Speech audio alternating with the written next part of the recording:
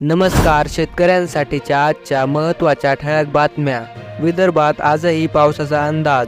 विदर्भातील 6 जिल्ह्यांमध्ये पावसाचा येलो अलर्ट. मराठवाडा आणि विदर्भात काही भागात मागील 5 दिवसांपासून पाऊस हजेरी लावत आहे, तर काही ठिकाणी गारपीटही झाली आहे. हवामान विभागाने आजही विदर्भातील काही भागात पावसाचा येलो अलर्ट दिला आहे. परभणी, हिंगोली जिल्ह्यात 10,55,000 क्विंटलवर कापूस खरेदी करण्यात आली.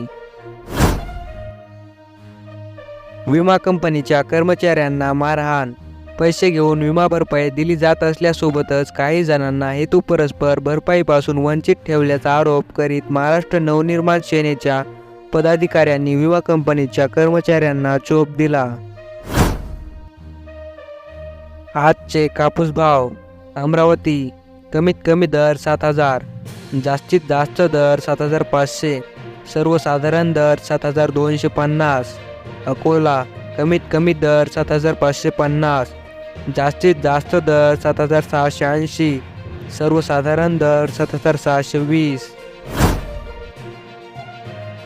सिंधी सेलू कमीत कमी दर 6,500, जास्तीत जास्त दर 7,765, सर्वसाधारण दर 7,550.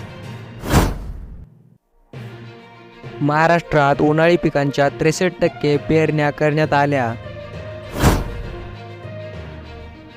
पान शेतीची जलजीवन योजना कागदावरच, तक्रार करूनही प्रशासन डिम्म. वादळी पाऊस गारपिटीने 8,000 हेक्टरला तडाखा. 8,000 हेक्टरवरील गहू, ज्वारी, हरभरा, तीळ, ज्वारी, पपई, संत्रा आदी पिकांचे मोठ्या प्रमाणात नुकसान झाले.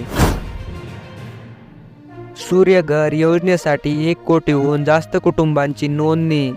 PM सूर्यघर मुफ्त बिजली योजना या योजनेसाठी 1 कोटीहून जास्त कुटुंबांची नोंदणी झाल्याबद्दल पंतप्रधान नरेंद्र मोदी यांनी आनंद व्यक्त केला.